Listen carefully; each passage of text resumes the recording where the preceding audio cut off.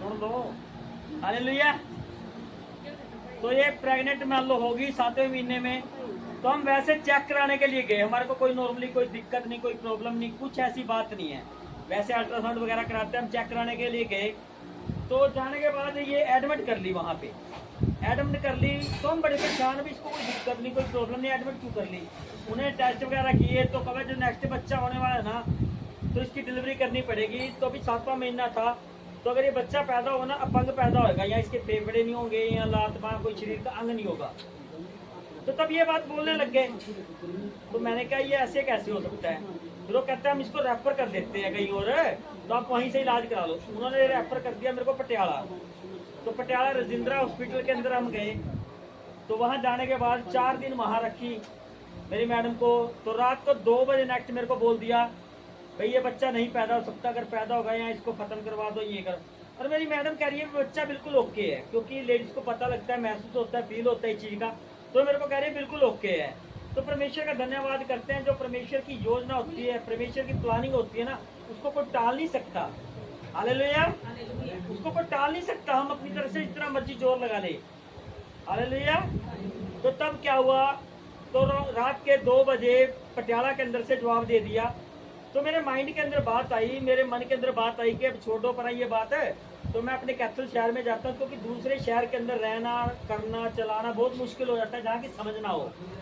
तो मैं परमेश्वर का धन्यवाद करता हूँ कि पहली बार परमेश्वर मेरे को वहां मिला, उस पटियाला के अंदर। आज भी मेरे को वो बात याद करता हूँ, मेरे को रोना आता है, आंखों अंदर से आंसू आते हैं, तो परमेश्वर मेरे को वहां मिला किसी आदमी के रूप में। तो मैं गया रात को 2 बजे एम्बुलेंस का पता करने। तो एम्बुलेंस वाला चाय पी रहा था, चाय पीते पीते उसने मेरे से पूछा, मैं कहा भी कैथल जाना है, तो कहा कोई बात नहीं भाई चल पड़ेंगे। उसने चाय पीते पीते मेरे से पूछा भी क्या बात हुई है। तो मैंने उसको बता दिया भी यार ऐसे ऐसे बात थी, वहां से जवाब मिल गया, यहाँ जवाब मिल गया, तो मैं बहुत परेशान हूँ।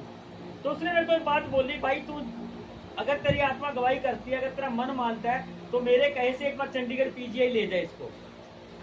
तो चंडीगढ़ पीजीआई में पहले कभी गया नहीं, ना मैंने कभी देखा, और मेरे दिल के अंदर ना कौवा बना हुआ था चंडीगढ़ पीजीआई। एक डर रहता है भी लोगों को जो गया नहीं होता, भाई चंडीगढ़ पीजीआई के अंदर क्या होता है क्या नहीं होता। तो उस बंदे ने कहा, तो मेरे को अंदर से थोड़ी संतुष्टि हुई। तो मैं कहा ऐसे कर चंडीगढ़ पीजीआई ले चल मेरे को, चल वहां ट्राई करके देख लेते हैं, क्या पता परमात्मा की क्या योजना है, परमात्मा की क्या प्लानिंग है। तो जितनी देर मैं वहां से हॉस्पिटल से बाहर एम्बुलेंस लेके अंदर आया, इतनी देर से पास में बैठे हुए पेशेंट ने मेरी मिसिज को भड़का दिया, भाई चंडीगढ़ मत जाइए, तेरे को काट पाट के फेंक देंगे, ये है वो है, डरा दिया इसको। तो ये वहां बैठी बैठी एक बात कहने लगी, मैं चंडीगढ़ नहीं जाऊंगी। ये लड़ने लगी मेरे से, मैं नहीं जाऊंगी वहां, मेरे को मार के फेंक देंगे, ये कर देंगे वो कर देंगे। तो मैंने ड्राइवर को बड़ी सी आंख मारी, मैं ड्राइवर ऐसे कर भाई तू कैथल ले चल। अब रात को क्या पता लग रहा हम चंडीगढ़ जा रहे हैं, कैथल जा रहे हैं, कहाँ जा रहे हैं। रात के 2 बजे थे। वो परमेश्वर का धन्यवाद हो, एम्बुलेंस वाला लेके गया। 4 बजे उसने चंडीगढ़ पीजीआई लगा दिया।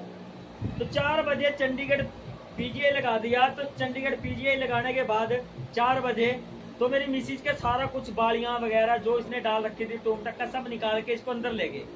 तो परमेश्वर का धन्यवाद करता हूँ कि मेरे को 2 दिन तक इसकी शक्ल ही दिखाई अंदर है भी या नहीं। जब शक्ल ही दिखाई तो मन के अंदर गलत विचार पैदा होने थे। तो तीसरे दिन ये खुद आई, 2 दिन हमने खड़े पैरों पे निकाल दिया। अब चिंता तो होती है नई जगह पे आए हैं, नई ये चीजें हुई हैं, तो 2 दिन मैंने खड़े पैरों पे निकाल दिया। तो तीसरे दिन खुद बाहर चल के आई और मेरे को कहने लगी हम अच्छे हैं, तो तुम रेस्ट करो, कोई बात नहीं ठीक है। तो तीसरे दिन हमने थोड़ा रिलैक्स किया। तो परमेश्वर का धन्यवाद हो, जिस बच्चे को लोग कह रहे थे कि बच नहीं सकता, ये अपंग पैदा होगा, क्योंकि परमेश्वर की योजना को टाल नहीं सकता। बताता हूँ, अभी मैं बताता हूँ, ये भी ब्रेक में रखा हुआ है। तो परमेश्वर का धन्यवाद हो, जिस बच्चे को कह रहे थे बच नहीं सकता, अपंग पैदा होगा, ऐसा होगा, इसके फेफड़े नहीं होंगे, चल नहीं सकता, ये बोल नहीं सकता, बहुत बातें बच्चे के बारे में बोली। तो मैं परमेश्वर का धन्यवाद हो, मेरा दूसरा बच्चा था।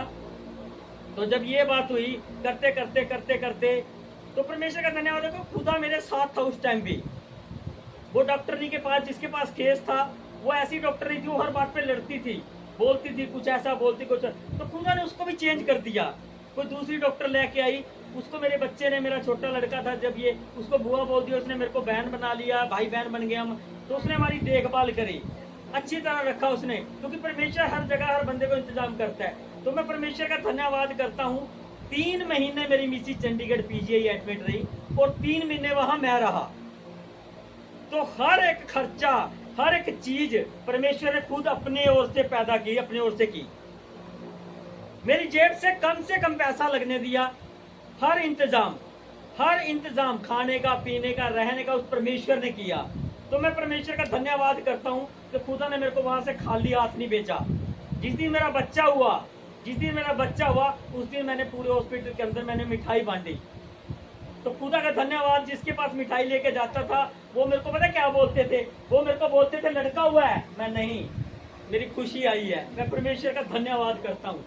जब इसको कह रहे थे कि इसके अंदर फेफड़े नहीं होंगे, इसके शरीर का अंग नहीं होगा, तो मेरे खुदा ने इसको अच्छा भला बना के भेजा मेरे पास, क्योंकि उसकी प्लानिंग थी। हालेलुया। उस दिन से बाद ये मेरी बच्ची मेरे साथ इतना प्यार से रहती है, इतना अच्छा रहती है। मैं परमेश्वर का धन्यवाद करता हूँ कि खुदा ने मेरी तब से सुनी थी, क्योंकि खुदा की बातों को कोई टाल नहीं सकता। उसके बाद मेरे को खुदा का धन्यवाद, पहले मेरे को बेटे से ब्लेस किया, फिर मेरे को बेटी से ब्लेस किया।